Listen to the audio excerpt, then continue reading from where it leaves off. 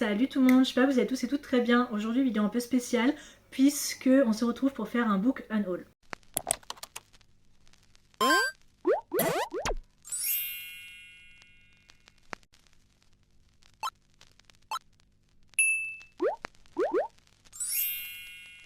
C'est le premier unhaul de ce début, enfin de cette année 2026 et je crois que c'est le premier unhaul. Il me semble que je filme sur ma chaîne mais j'ai envie de partager ça avec vous. Donc j'ai déjà fait, j'ai les livres, tout ça à côté de moi. Le truc c'est que je me suis rendu compte, en tout cas ce mois-ci, je me suis rendu compte qu'il y a beaucoup de livres finalement que j'achète et je me dis ouais mais finalement j'ai pas envie de les lire ou genre ça me fait pas envie. Et ce qui fait que j'utilise des sous un peu pour rien. Et donc je me suis dit voilà, j'ai pas mal de livres avec moi, j'ai une saga entière, j'en ai une autre, je sais pas du tout où est-ce qu'elle est passée, je vous parlerai de celle-ci en première. Voilà, de but c'était, enfin de base je devais les vendre sur Vinted, mais le souci c'est que la médiathèque à côté de chez moi, elle a fermé, elle réouvre pas avant août 2027 pour cause de travaux. Et j'ai pas d'imprimante chez moi, ce qui fait que les livres que j'ai avec moi, je vais les donner à Gilbert Joseph, voir les livres qui reprennent, et ceux qui reprennent pas, je vais les mettre dans des boîtes à livres pour, voilà, pour que d'autres personnes puissent en profiter. Donc dans tous les cas, c'est pas perdu. Voilà, je sais que si Gilbert Joseph les reprend pas, voilà. Et s'ils les reprennent tous, ça me fera de l'argent pour moi pour après m'acheter d'autres livres à côté qui me font assez envie. Mais écoutez, il y a pas mal de livres en anglais, pas mal de livres en français. Enfin, c'est pas un énorme unhaul non plus. Mais voilà, j'en ai quelques-uns. La première saga que je me débarrasse, que je n'ai pas avec moi parce que je ne sais pas du tout où est-ce que j'ai mis la main dessus. Mais voilà, c'est la chronique des Bridgerton de Julia Quinn, moi que j'ai en anglais. Vous savez que j'adore la chronique des Bridgerton, très clairement j'adore chaque saison. Voilà, mais il est vrai qu'il me reste 2 tomes à lire. Il me reste le tome 8, donc sur Grigory, et il me reste le tome 1, qui est donc le tout premier, The Duke and I sur Daphné. Le truc c'est que j'ai commencé Bridgerton après la sortie de la saison 1, donc j'ai le tome 2, 3, 4, 5 et 6. Et voilà, j'avais pris le tome 7, j'ai lu sur ma Kindle. Et c'est vrai que pour 2 romans qui me restent, je me vois pas en fait, une fois terminé, me dire ok, je vais les garder. C'est vrai que je les garde en général pour pouvoir relire après pour chaque saison.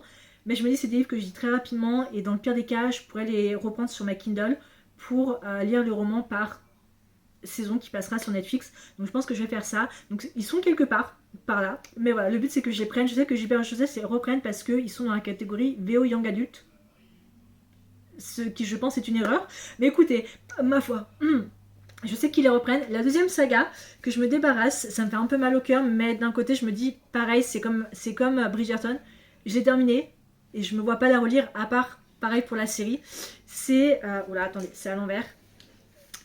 C'est la saga Manuela Parks en VO. Voilà, en VO. J'ai donc le tome 1, donc Manuela Parks du Tessa Hastings, le tome 2 Daisy 8, tome 3 The Long Way Home, donc Manuela Parks, tome 4 Daisy 8 The Great Undoing, et donc le tome 5 Manuela Parks Into the Dark, voilà, qui est une saga comme vous le savez que j'adore beaucoup, mais c'est vrai que je l'ai fini et je me vois pas je me vois pas la garder, et même pareil, autrice un peu problématique, donc voilà, je veux passer outre ça. Mais pareil, si ça arrive en série, et je relirai sur ma Kindle. Mais même si j'aime beaucoup la saga Manuela Parks, c'est vrai que ça m'a beaucoup touchée. J'avais adoré le tome 1, j'avais beaucoup pleuré et tout. J'adore Daisy et Christiane, vous savez. Mais c'est vrai que je me vois pas du tout les garder, en tout cas en anglais. Peut-être, ils sont disponibles chez Hauteville, donc peut-être que quand la série sortira, peut-être que je les prendrai en français chez l'édition Hauteville. Mais pour le moment, c'est pas forcément le livre, la saga que je compte garder. Je vais rester avec les livres en VO parce que j'en ai que 2 autres. Le prochain c'est The Bodyguard Affaire de Emilia que je me débarrasse de la édition Penguin, que j'ai acheté parce que ça me faisait plutôt envie. C'est une histoire de Andy Ziegler qui vit une double vie. Par jour elle est l'assistante du Prime Minister, enfin de la femme du Prime Minister du Canada, et le soir elle écrit des romances assez hot, spicy, sous un autre nom. Mais en fait, l'un de ces livres, The Prime Minister Enemy devient un bookseller. Enfin, oui, devient un top des ventes. Et en fait, les gens commencent à spéculer si c'est pas sur elle. Et en fait, le Prime Minister. Et à côté, on va suivre donc un bodyguard qui se retrouve être le coup d'un soir d'il y a 3 ans de Andy. Et je me suis dit, cool, une romance one shot anglais, ça fait longtemps que j'ai pas lu. Mais j'ai vu, les avis sont pas extrêmement positifs, et combien même maintenant je suis du côté où je me dis c'est pas vraiment le genre de romance que je recherche. Donc voilà, c'est. Après, je suppose que il doit être bien, mais pour ma part, non, pour ma part, c'est pas le livre, la romance en tout cas, qui me fait chavirer, où je me dis waouh, j'ai tellement hâte de découvrir ce qui va se passer. Le deuxième roman que j'ai en anglais, je m'en débarrasse parce que tout simplement j'ai essayé de lire, mais je comprenais pas ce qui se passait. Alors peut-être que si je le lirai en français, peut-être si vous avez à me convaincre de lire en français, pourquoi pas. C'est Quicksilver de Kali Arts. Alors, je l'ai eu pour mon anniversaire ou Noël de l'année dernière, je crois. Mais dans ma tête, je l'avais mis en français. Donc je sais pas pourquoi il était en anglais. Mais j'ai essayé de le lire. J'ai vraiment essayé. Hein. Mais je comprenais absolument pas ce qui se passait. Alors c'est de la high fantasy de base. Et moi, la high fantasy en anglais, j'ai beaucoup de mal. Enfin, mon cerveau a beaucoup de mal à suivre tout ce qui se passe avec la high fantasy. Il y a des noms, il y a des choses. Bref, je comprenais absolument rien. C'est pas faute d'avoir essayé. Hein. J'ai lu les 50 premières pages. J'ai rien compris. Je n'ai rien compris. Donc j'ai laissé tomber.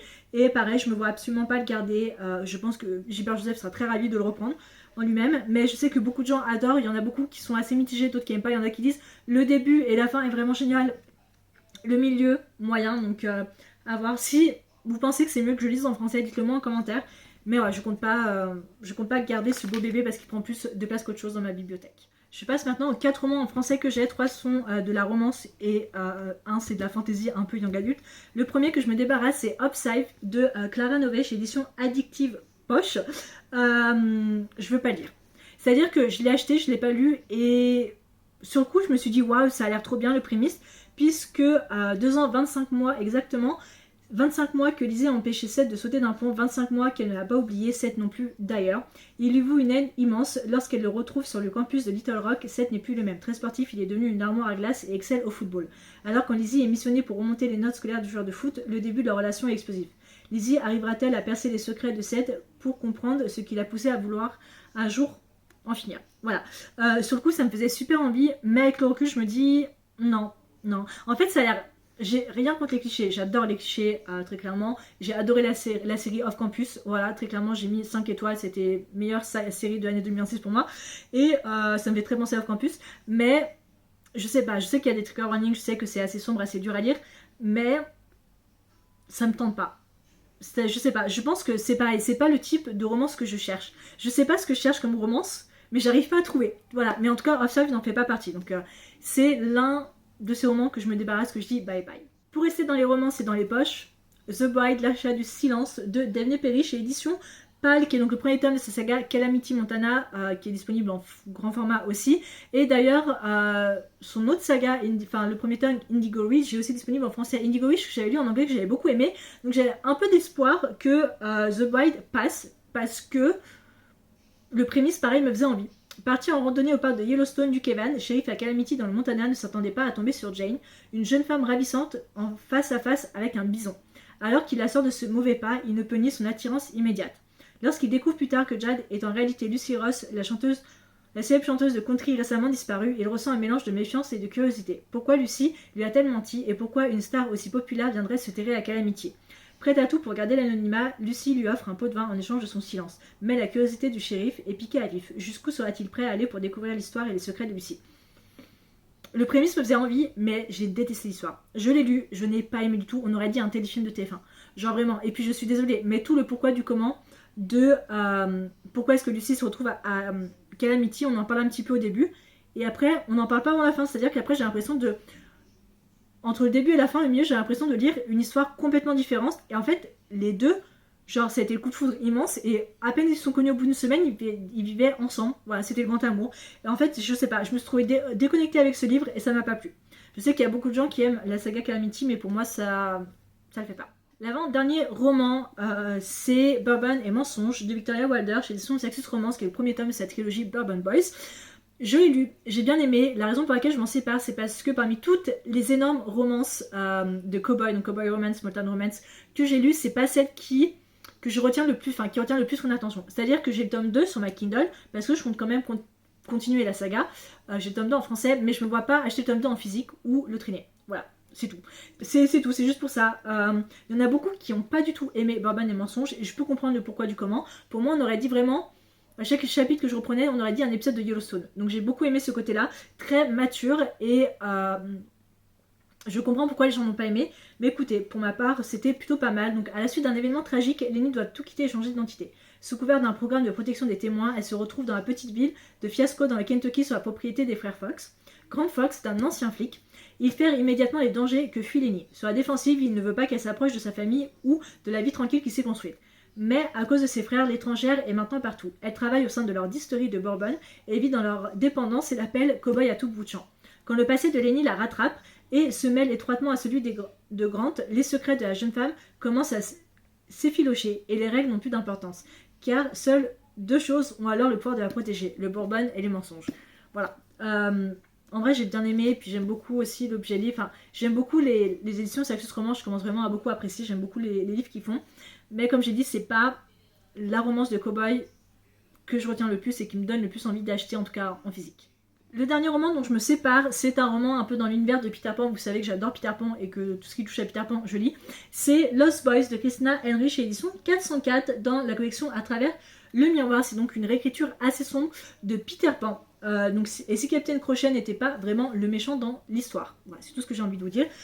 J'ai bien aimé ma lecture quand je l'ai lu. Je crois que je l'ai lu l'année dernière ou en début d'année. Je ne sais plus. Je ne sais plus de quand il date. Genre vraiment pas. Je sais plus. Avril 2025. Donc il date de l'année dernière. J'ai beaucoup aimé ma lecture. Enfin, j'ai aimé ma lecture. J'ai adoré cette lecture un peu plus sombre de Peter Pan. Mais pareil, c'est pas celle que je retiens le plus. Parmi tout ce que j'ai lu, c'est vraiment pas celle que je retiens le plus. Et voilà. Après, c'est un roman young adulte. J'ai adoré le côté un peu plus sombre de Peter. Est-ce que c'était vraiment lui le méchant? Qu'est-ce qui était son lien avec Crochet, tous les retournements de situation, surtout sur Wendy, enfin sur les garçons perdus et tout ça.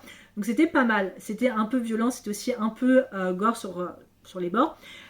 Mais c'est pas le roman qui me fait le plus envie. Après, je sais qu'il y a l'édition Alice qui est sortie que beaucoup de gens adorent, donc peut-être que celui-ci me plaira un peu plus. Mais même si j'aime beaucoup Peter Pan, il y a des fois, il faut faire des choix. Voilà, il faut faire des choix. Et ce roman, malheureusement, je m'en débarrasse. Donc voilà, c'est tout ce qui concernait mon petit book unhaul. J'espère que la vidéo vous a plu. Est-ce qu'il y a certains des romans que vous avez lus et que finalement vous avez dit c'est pas pour moi donc je m'en débarrasse ou DNF, ou est-ce qu'il y a, j'aimerais beaucoup savoir quels sont vous les romans que vous êtes dit en cette année 2026 et ben je m'en débarrasse, ça me fait pas envie. Pour ma part voilà, c'est ces livres qui sont là. Après je me suis acheté pas mal de livres ce mois-ci, donc peut-être que je ferai un petit book haul, voilà, pour remplacer un peu le book unhaul. Mais voilà, écoutez, j'avais envie vraiment de faire du tri et je pense qu'il faut vraiment que j'arrive, en fait les romans que j'achète, il faut que je me dise je vais les acheter, c'est sûr que je vais les lire parce que je sais qu'ils vont me plaire. Les romans là, je pense que c'était pareil sur le moment, mais en fait je pense que des fois j'attends tellement de temps avant de les lire, comme Offside par exemple, ou The Bodyguard Affair, qu'est-ce que j'avais très envie de lire. Sur le retour je me dis ben finalement non. Ou des fois c'est mieux de les lire sur Kindle, voilà, comme Bourbon et Mensonge. Dans tous les cas, j'espère vraiment que la vidéo vous a plu, c'est une petite vidéo, voilà, comme ça. Je sais que je filme pas 2 vidéos par semaine, mais un peu compliqué, surtout la reprise. En fait, je suis pas en reprise au travail, normalement je vais aller chez le chirurgien le 5 juin, donc à voir si je reprends le travail. Mais en fait je m'ennuie un peu et donc je suis dans un mood où j'ai pas trop envie de faire quoi que ce soit. Voilà, mais écoutez, j'essaie quand même de rester active. Dans tous les cas, j'espère vraiment que la vidéo vous a plu. La semaine prochaine sera sûrement un petit book haul où j'essaierai de trouver une autre petite vidéo. Et après, il y aura évidemment le côté dans 2 semaines de ma pile à lire qui sera un petit changement radical. J'ai hâte de vous filmer ça. Dans tous les cas, j'espère vraiment que la vidéo vous a plu et je vous retrouve la prochaine fois pour une prochaine vidéo. Ciao!